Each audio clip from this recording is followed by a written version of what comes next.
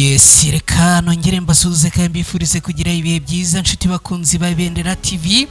Mwese mbahaye ikaze makuru yo muri rukerera turi kuwa gatatu tariki enye Werurwe muri uyu mwaka w'2026. Mwese mbahaye ikaze ku Ibendera TV. Mu gitondo cyo kuri uyu munsi rero turamukiye mu makuru n'ubundi hagiye kwitsa no kwibanda mu burasirazuba bwa Repubulika Iharanira Demokarasi ya Kongo. FARDC n'abafatanyabikorwa bayo babyutse basuka ibisasu mu bice bituwe n'abaturage Gakenke. Turaza kurebera hamwe uko ibiramutse. General Makenga yongeye kugaragara mu ruhame byagenze gute, turaza kubirebera hamwe. Amakuru aturuka ku bitero byongeye kugabwa mu nkengero za Minembwe nayo turaza kuyinjiramo ku buryo burambuye. Amakuru yihutirwa nanone aturutse mu gisirikare cy'u Rwanda RDF, none ahangana amakuru meza turaza kuyinjiramo ku buryo burambuye. Leta Zunze Ubumwe za Amerika zatangiye gucyura abaturage babo b'Abanyamerika nyuma yo kurasa ambasade y'i Riyadh. Turaza kubyinjiramo byose ku buryo burambuye. Reka nongere mbahe ikaze mwese nshuti bakunzi bacu, nizere ko mumeze neza, nizere ko mukomeje kugira ubuzima bwiza. Abatameze neza namwe no kwihangana, kandi ubwo ngubwo birumvikana ibintu ntago biba byagenda neza kuri bose. Uyu munsi rero ndumva nifuza yuko tuza kubigendanamo neza. Niba wamaze kugera hano, like yawe uyiterekeho. Ibari bwo bwa mbere ugeze hano, subscribe yawe uyiterekeho. Mu gihe uterekaho subscribe uze kwibuka gukora kuri ako kantu kameze nk'inzogera ni sinye dora notification, kugira ngo ubutaha amakuru hano ku Ibendera TV agiye akugeraho udatakaje umwanya wo kujya kuyashakisha. Reka rero ibintu tubigenze gutya, hanyuma mu kanya gato cyane inzi twinjira muri aya makuru ku buryo burambuye.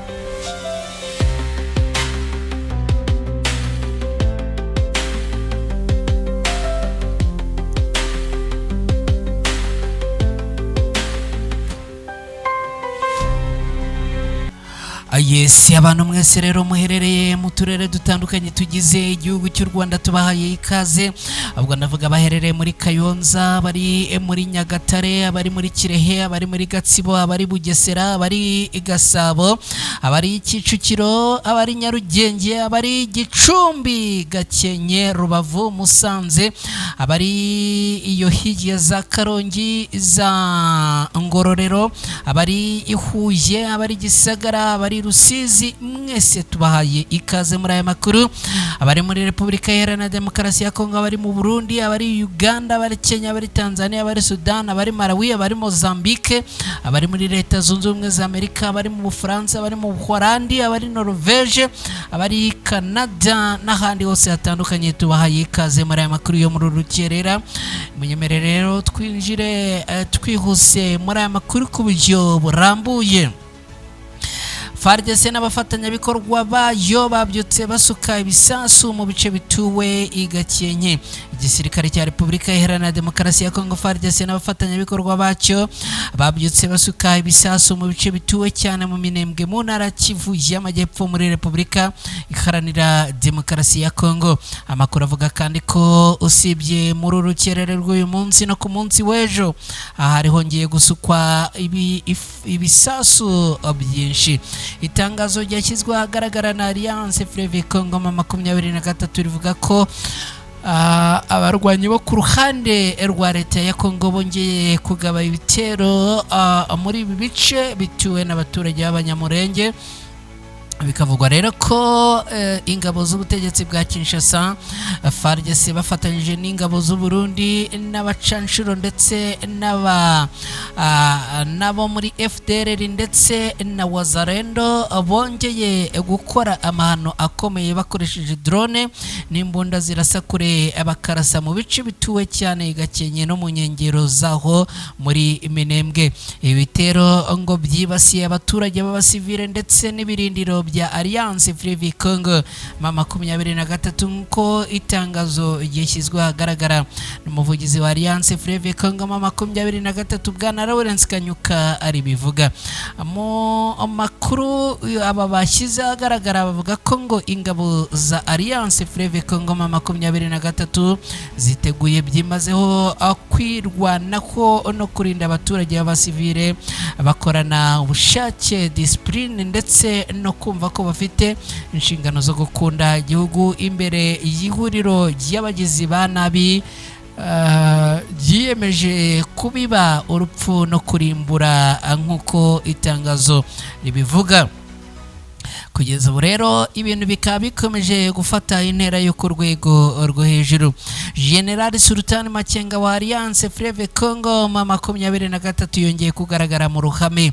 Umugaba mukuru w'ingabo za Alliance Fleuve Congo M23 General Sultan Makenga yongeye kugaragara mu ruhame nyuma y'iminsi havugwa ibihuha bitandukanye ku buzima bwe.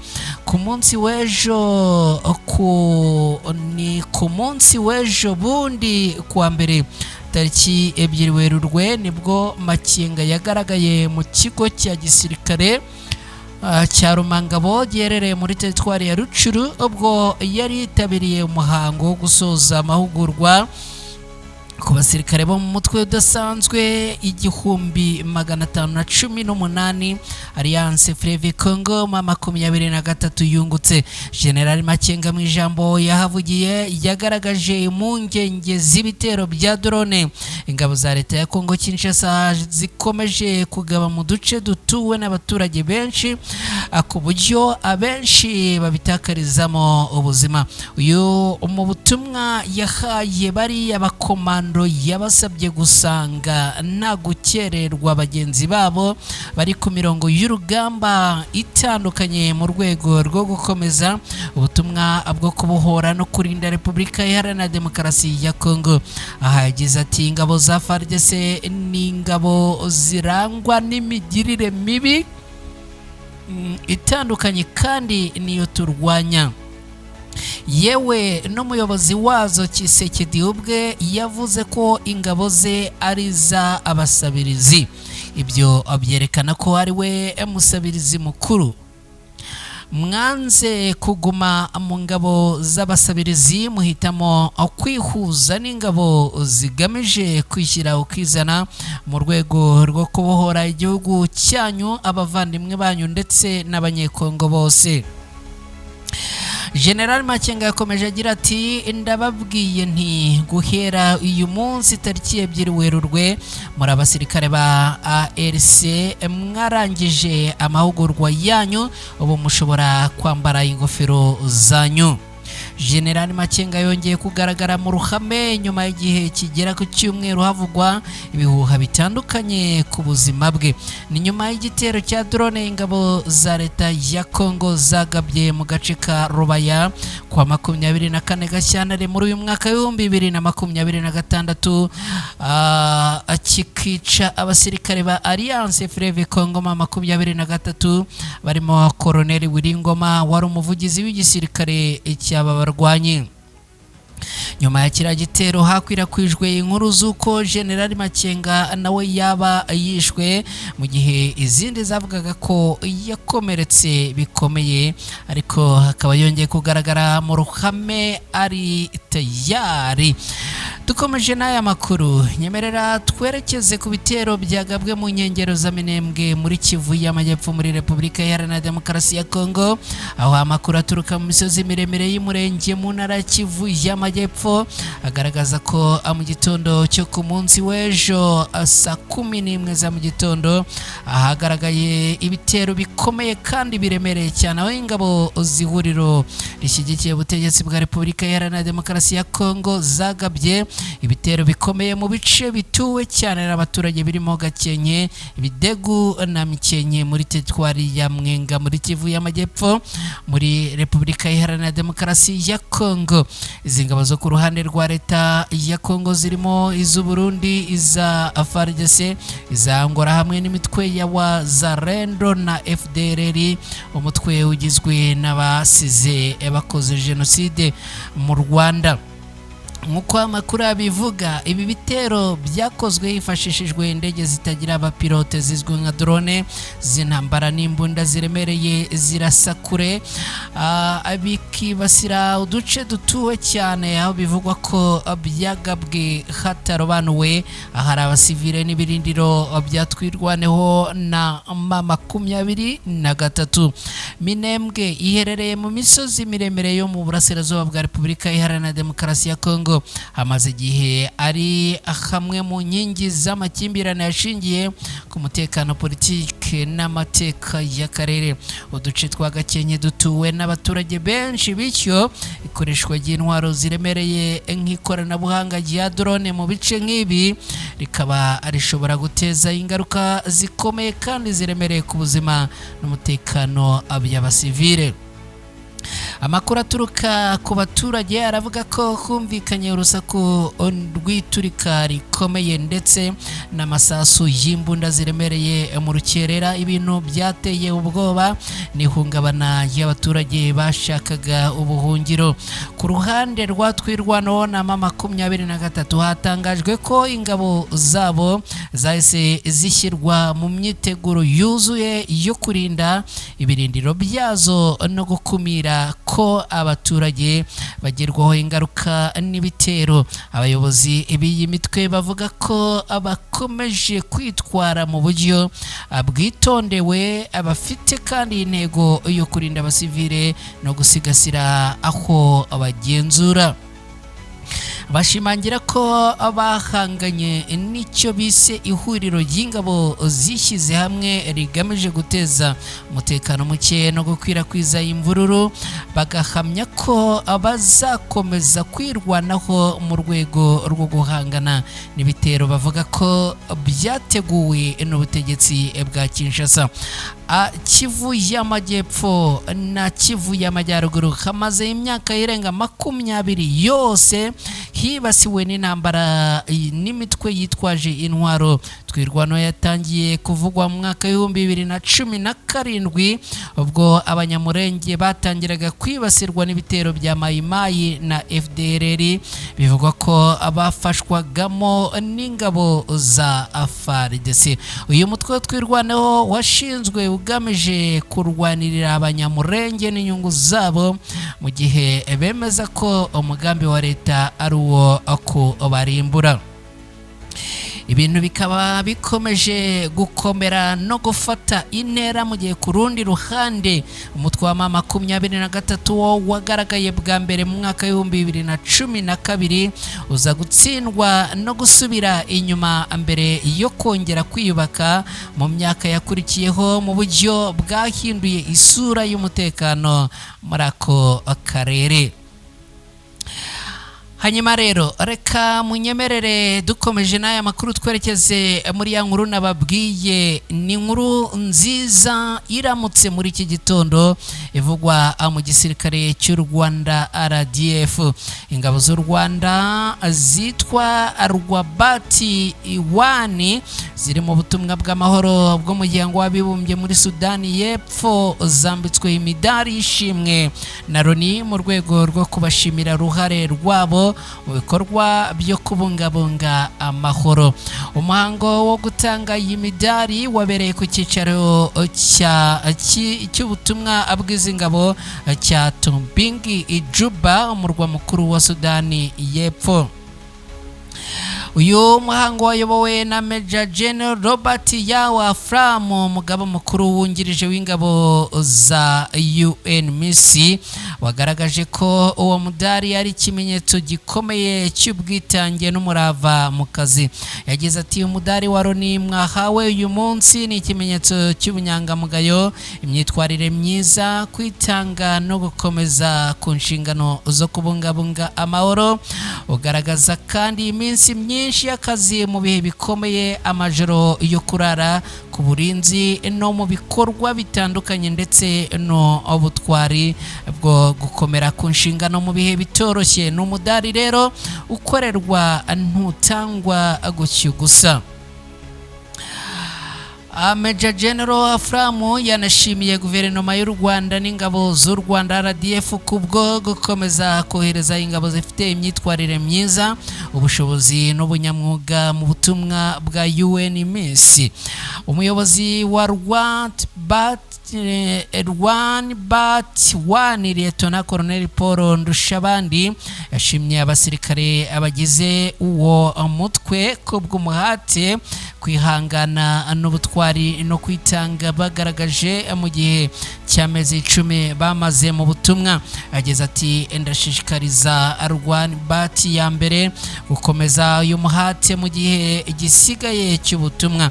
Uyu muhango wo kwambika imidari aba basirikare n'indi ntambwe ikomeye mu murimo w'icyubahiro wo kurengera ikiremwa muntu. Uyu muhango waranzwe n'imyiyereko ya gisirikare hamwe n'imbyino zigaragaza umuco nyarwanda, byakozwe na Rwan 1 mu kwizihiza uyu munsi mukuru.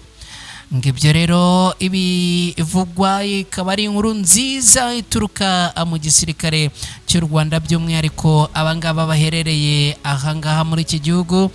Akaba rero ari ibintu ubona ko rwose byari bishimishije. Ndagira ngo unyemerere gatoya cyane nkwereke ishusho yuko ibi byari bimeze. Ibirori ubona rwose byari bibereye ijisho, ngira ngo niba nkurikiye urimo kubibona neza. Urabona ko rwose ari ibirori bari babukereye kwishimira.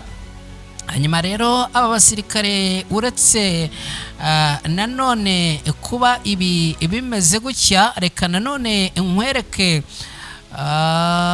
ngerageze kureba niba nshobora kukwereka andi mashusho. Yenda ndabona bitarimo kunyorohera neza, ariko reka nkwereke andi mashusho yagaragaye aba basirikare barimo kugenda bagaragaza akanyamuneza rwose, kugira ngo uze kwihera ijisho uko ibi bintu byari bishimishije. Ngiyo ishusho yindi rwose igaragaza ko abasirikare bari babukereye. N'abasirikare rero b'igisirikare cy'u Rwanda RDF mu byishimo bikomeye cyane, aho bambikwaga imidari y'ishimwe, ibintu ubona ko rwose biryoheye ijisho. Hanyuma rero inshuti bakunzi ba Ibendera TV, ni munyemerere n'ubundi mu gihe dukomeje n'aya makuru duhite twerekeza mu yindi nkuru nababwiye turi buze kugarukaho. Kugeza ubu tuvugana, Leta Zunze Ubumwe za Amerika zatangiye gucyura abaturage babo nyuma yo kurasa ambasade y'i Riyadh. Ku munsi w'ejo nibwo Minisiteri y'Ububanyi n'Amahanga ya Leta Zunze Ubumwe za Amerika yimuye abakozi badakenewe cyane n'imiryango yabo iri mu bihugu bitandatu, harimo n'ibihugu bitandatu harimo na Leta Zunze Ubumwe z'Abarabu. Ni nyuma y'uko Irani irashe kuri ambasade ya Amerika i Riyadh. Leta Zunze Ubumwe z'Abarabu zibarizwamo imijyi ibiri yari igezweho ku isi muri iki gihe, ni ukuvuga Dubai na Abu Dhabi, kandi zikaba zimaze igihe kinini zifatwa nk'ahantu hatekanye kurusha ahandi mu burasirazuba bwo hagati. Nazo zikaba zarisanze mu ntambara ya Irani na Amerika. Iyi mijyi ni imwe mu yibasiwe n'ibitero byo kwihorera bya Irani. Ibindi bihugu byibasiwe na Irani ni Bahrain, Iraq, Jordan, Kuwait na Katari. Hagati aho ibitero byo mu kirere byibasiye ibirindiro by'igisirikare cyo mu kirere mu majyepfo y'uburasirazuba bwa Irani byahitanye ingabo 13 za Irani nkuko ibitangazamakuru byaho bitangaza. Ibiro ntaramakuru Tesnimu nk'ikinyamakuru n'ikinyamakuru Khamihani gisohoka buri munsi byatangaje ko hari igitero cyagabwe Ikirmani ku birometero 800 mu majyepfo y'uburasirazuba uvuye mu murwa mukuru wa Irani Tehran. Ibirindiro by'ingabo zo mu kirere bya Kermani bizwiho kubika kajugujugu za gisirikare nabyo byararashwe. Mbere yaho ariko Iran yari yarashe ambasade ya Amerika mu murwa mukuru wa Arabia Saudite ikoresheje drone mu rukerera rwo ku munsi w'ejo mu gihe ikomeje kugaba ibitero hirya no hino mu karere, mu gihe kandi Amerika na Israeli byibasiye Iran n'ibitero by'indege, aho Perezida Donald Trump wa Leta Zunze Ubumwe za Amerika yavuze ko ari intangiriro y'intambara ishobora kumara ukwezi. Ibintu rero byongeye gukomera no gufata intera yo ku rwego rwo hejuru, aho n'ubundi bivugwa yuko iyi ntambara usibye no gufata ukwezi ahubwo ishobora kuba intambara y'igihe kirekire.